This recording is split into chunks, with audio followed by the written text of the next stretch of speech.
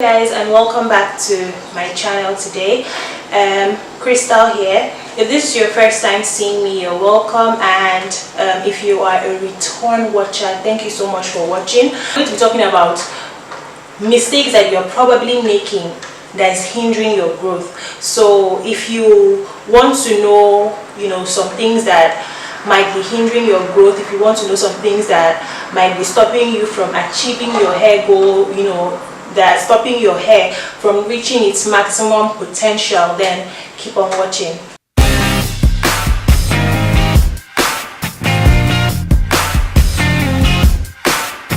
At this point that I implore you to get your pen and your pencil and your jotter so that you can jot things down. Class is in session. Natural hair mistakes 101. Thing I'm going to say, the first mistake, it's very cliche, you've heard it so many times, but some of you are not really hearing it properly. You are not moisturizing your hair. Sis, if you don't moisturize that hair is not going to grow.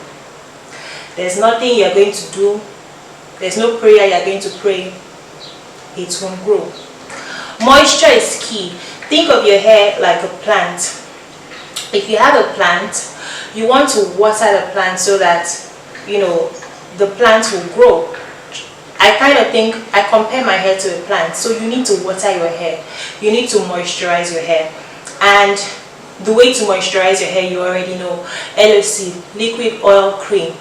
I think people get really lazy with their hair. The truth is, anything you want in this life, and I'm not just speaking about hair, you need to put in the work. So if you want your natural hair to be a certain way, then you need to be ready to put in the work. And moisture is the first step. Let's start from there. So the first mistake that you are making, that is making your natural hair not grow, is that you're not moisturizing your hair, and sincerely speaking, I am judging you. The mistake is you're afraid of trimming your ends. I don't know where this fear came from, but it needs to go. People think, oh, if I trim my hair, I'm gonna lose my length.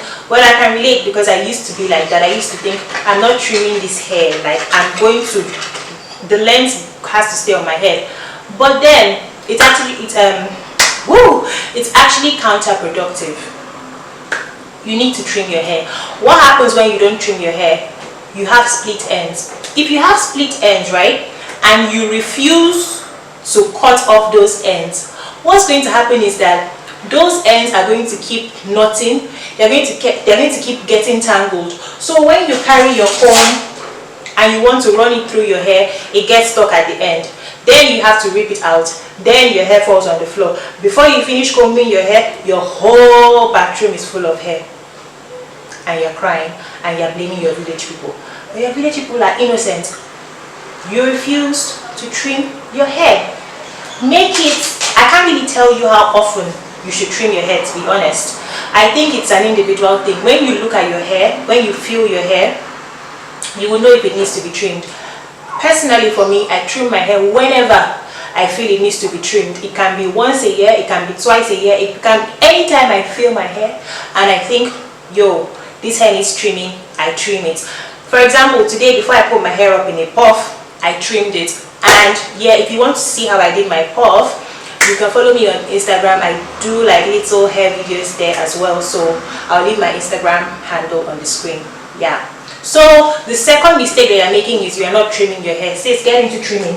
And another important info is, please, just because I said you should trim your hair doesn't mean you should carry the kitchen scissors in your house and trim your hair. Because if you use the wrong tool to trim your hair, best believe you're going to cause more damage. You need to use a hair scissors. Go to your local store, anywhere. If you're in Cyprus, you can get a Mr. Pound. Anywhere you are, I believe it's either you can order online or you can find it in the shop closest to you. Thank you very much. So, trim your hair. The mistake that you are making is that you are doing your styles are too tight. Why? I'm going to leave like, I'm going to leave some pictures on the screen to give you an example. While it is good to do protective styles, your protective style will be in vain if it's too tight, because when you're taking out the protective style, all your hair is going with it. Do braids by all means, do twists, do cornrows, whatever it is, but don't make it too tight. Hair is not that strong really when you touch it. So if you're doing styles that are too tight, putting pressure on the roots of the hair, I mean, just reason it. Your hair is going to fall off. And imagine that you're doing this consistently. No. So it doesn't matter, even if you're not doing braids or twists, even if it's just hair puffs like this or buns, try not to grip the hair too tight. I mean, sometimes people grip their hair, you even have headache. I mean, the headache is all the sign that you need that what you're doing is too tight. You are doing styles that are too tight, and I'm really screaming this because I'm tired of it. Like, I can see somebody's braids and I can see that the person is in severe pain. I mean, we need to slay, but we shouldn't slay and lose all our hair and our edges, right? So yeah, please reduce the tightness. And when you go to do your hair, you have a right to tell whoever is doing your hair that you don't want your hair too tight. Because I also noticed that a lot of people, they just go and sit down there and just be quiet, like, hello. If the hair is too tight, if the person is doing it too tightly, you tell them to loosen their grip. And that's that.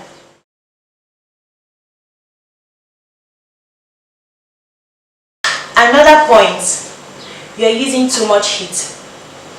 I think a lot of people love heat. I cannot relate. Personally, since I went natural, I think I've blown out my hair only once, and to be honest, it was using cold air, so does that really count as blowing out? I'm not against using heat, but use heat wisely. When you're going to use heat, make sure that you're using a heat protectant, of course. But even with the heat protectant, guys, I believe that you shouldn't overdo it. It is from too much heat that you get heat damage, and then you need to chop off the part that is damaged. So as much as possible, try to avoid heat. There are many ways that you can stretch your hair. There are many ways that you can get the straight look. You can get a straight wig. You can do thread to elongate your hair. You can do braids to elongate your hair. There are so many ways to get that blown out look. There are so many ways to get that straight look, if that's what you're going for. So another mistake that you're making is that you're using too much heat.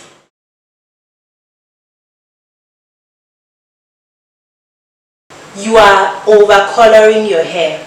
Now, I really love when I see people with different hair colors, even though I'm personally not as bold. But another mistake that you're making is that you are over coloring your hair, you are over dyeing your hair. Yes, oh, you dyed your hair, but you are putting in the work, because as you know, if you dye your hair, you need to constantly moisturize it. But why are you dyeing your hair 3 to 4 times a year? It's like you're doing it quarterly. The first 3 months, you have blonde hair.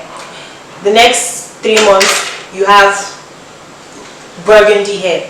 The next time, you have orange hair. The next time, you have green hair.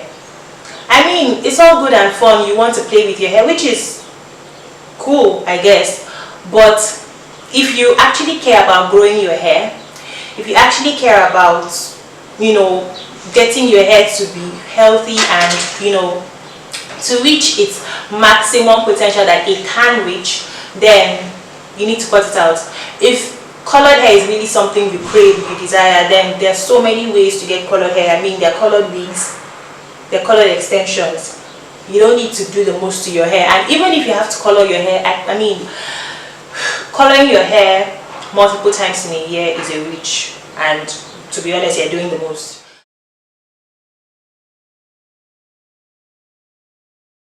Don't know how to balance your protein and your moisture levels.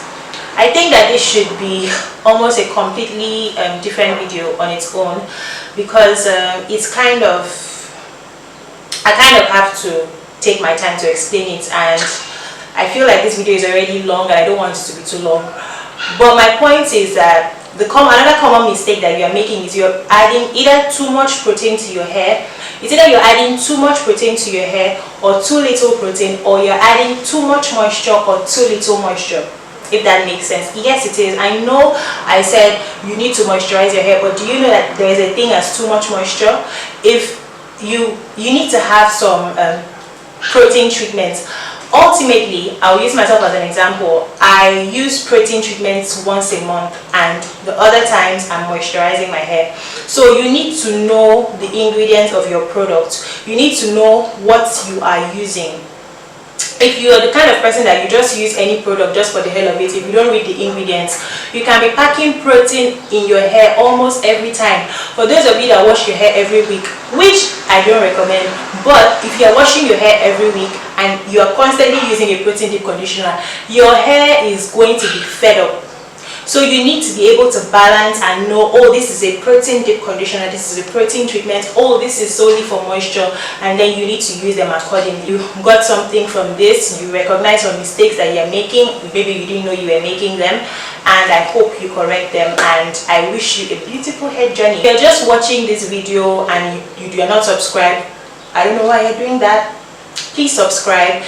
I post videos every week, and yeah, I hope you enjoyed this video. If you did, please, leave a thumbs up, like this video, comment, and of course subscribe, and I'll see you in my next video.